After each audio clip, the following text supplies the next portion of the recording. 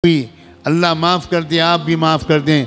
अब हम अपने किसी रहबर को अकेला नहीं छोड़ेंगे।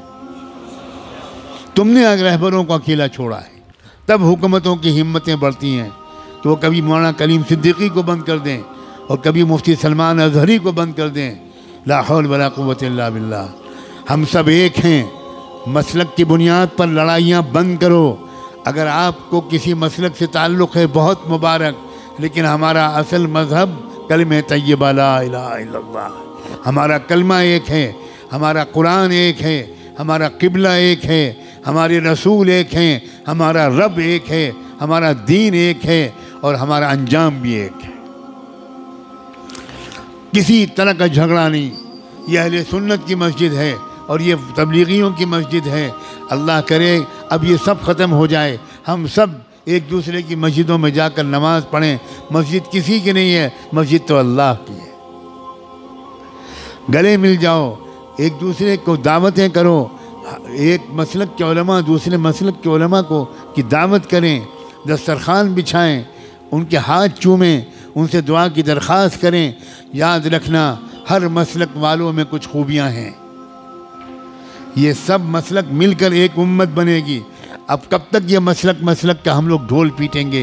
अब बन जाओ एक उम्मत, इसलिए कि दुश्मन एक उम्मत बन गया।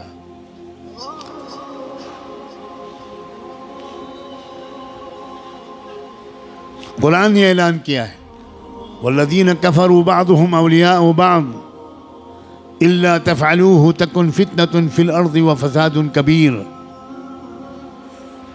कुफ्र की ताकतें एक उम्मत बन गईं, एक कौम बन गईं, एक जमात बन गईं, एक संगठन बन गईं, एक तहरीक बन गईं।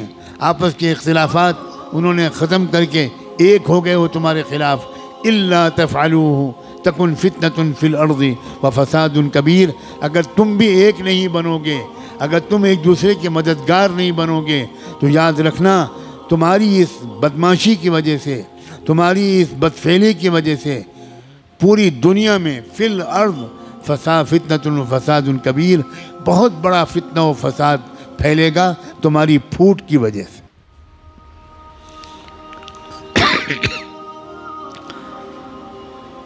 अब तो न मदरसे छोड़े जा रहे हैं, न दरगाहें छोड़ी जा रही हैं। मदरसों पर भी बिल्डोज़र चल रहे हैं, मस्जिदों पर भी बिल्डोज़र चल रहे हैं और दरगाहों पर भी, मज़ारों पर भी बिल्डोज़र चल रहे हैं। वाह वाह वाह वाह। अब भी उम्मत एक नहीं होगी। अब भी दरगाहें और मज़ारे वाले अलग रहेंगे और मदरसे वाले अलग रहेंगे। अब तो भाई खुदा के लिए अब तो एक हो जाओ। एक होकर मजबूती के साथ एक ताकत बनो और इस बात की आदत डालो कि जब ये मेरे जैसा कोई कहने वाला ये बात कहे तो जिस मजमे के सामने कहे उस मजमे में से कम 50% लोग वो बाकायदा अपने इलाके के ज़िम्मेदारों के साथ आएँ, मेरे पास आएँ, मेरे जैसे लोगों के पास आएँ और तफसील पूछें कि हम अपने मुल्क को संभालने के लिए क्या करें। नौजवानों आओगे या चूड़ियाँ पहना दूँ मैं तुमको? मैं चूड़ियाँ भेजूँ? मैं सच कहता हूँ मेरा दिल बहुत दुखा हुआ है, बहुत दुखा हुआ है। और माल वालों अपने माल को शादियों में खर्च करते रहोगे? बताओ, जवाब दो। शादियों में खर्च करोगे या कौम की हिफाजत के लिए खर्च करोगे? कहाँ खर्च कर रहे हो कौम की हिफाजत के? 10 रुपए तुम्हारी जेब से नहीं निकलते कौम की हिफाजत के लिए, और शादियों में लाखों रुपए सूदी कर्जा लेकर खर्च कर रहे हो। मैं तुम सबको अल्लाह के हवाले करता हूँ। जिन लोगों ने माल को शादियों में खर्च किया हो, अल्लाह आज उन सब का नाम लिख लीजिए। अगर वो तौबा न करें और अगर वो माफ़ी न मांगें तो अल्लाह उनको बदतरीन सज़ा दीजिए, शर्मनाक सज़ा दीजिए, इबरतनाक सज़ा दीजिए। रमज़ान के जुमे में ज़िंदगी में पहली मर्तबा ये मैं बद्दुआ दे रहा हूँ। क्या हो गया है तुमको? तुम्हारे लोग जेलों में हैं, उनका मुकदमा ये लड़ा जा रहा है। तुम्हारे लोग भूख से मर रहे हैं। जो लोग जेल में हैं उनका घर वालों का हाल पूछते हो कभी कि उनके घर पे इफ्तारी होती है कि नहीं होती? उनके घर पे सहरी बनती है कि नहीं बनती? 4 दिन के बाद ईद है, उनके बच्चे भी रोएंगे। तुम्हारे बच्चे शानदार कपड़े पहन के घूमेंगे और उनके बच्चे जो कौम के लिए कुर्बान हो गए उनके बच्चे रोएंगे और तुम अपने बच्चों पर फजूल खर्चियाँ करोगे। तुम अपनी लड़कियों की शादियों में लाखों रुपए खर्च करोगे, मैं लानत भेजता हूँ उन शादियों पर जिन शादियों में लाखों रुपए खर्च हुए हों, और उन शादियों में बरकत डाले जो शादियाँ सादगी के साथ की गई हों, कम पैसे में वो शादियाँ की गई हों, जिन शादियों में फजूल खर्चियाँ न हुई हों, जहाँ बेपर्दगियाँ न हुई हों, जहाँ गरीबों का दिल न दुखाया गया हो, उन शादियों में बरकत डाल। और जिन शादियों में दिखावा किया गया हो, ए अल्लाह पूरे मुल्क में कहीं किसी शहर किसी गांव में कोई मुसलमान घराने की शादी जो धूम धड़ाके से हुई हो, आज ये फ़कीर मुसाफिर बीमार बूढ़ा ये दुआ मांगता है कि अल्लाह उस शादी पर लानत बरसा दे। होश के नाखून लोग मुसलमानों, 50-60 साल हो गए मुझे, और मेरे बड़ों को तो पता नहीं सैकड़ों साल हो गए, सुनती ही नहीं कौन।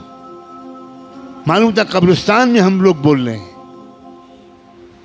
एक जिम्मेदारी ना होती तो मैं अपने होंठ सिल लेता और मैं तय करता कि मैं कोई दीनी गुफ्तगू इस नालायक कौम से नहीं करूँगा। नौजवानों, अपने अपने माँ बाप से कहना कि मेरी शादी में फजूल खर्ची नहीं होगी। उठाओ नौजवानों हाथ। कौन नौजवान कहेंगे शाबाश, अल्लाह तुम्हें खुश रखे। तुम्हें ज़िद करो, तुम कहो कि मैं बाइकाट कर दूंगा, मेरी शादी में फजूल खर्ची नहीं होगी, मेरी शादी में लड़की वालों की तरफ से जहेज़ नहीं आएगा, मैं कमाऊंगा, मैं 12 घंटे ड्यूटी दूंगा, मैं कमा कर अपने घर में डबल बेड लाऊंगा, AC लाऊंगा, फ्रिज लाऊंगा, डिनर और टी सेट लाऊंगा, सब लाऊंगा। लड़की वालों से लड़की के सिवा कुछ नहीं लूँगा। वो अपनी नाज़ों पाली बेटी मेरे हवाले कर रहे हैं, ये कोई मामूली एहसान है?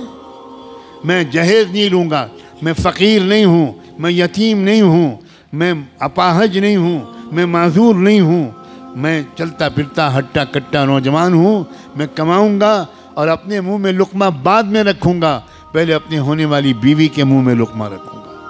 ये मिजाज मुसलमान नौजवानों का होना चाहिए। अगर उनकी माँ लालची है कि जहेज़ आना चाहिए, अक्सर ये औरतों की लालच होती है और लड़के भी उसमें फिसल जाते हैं।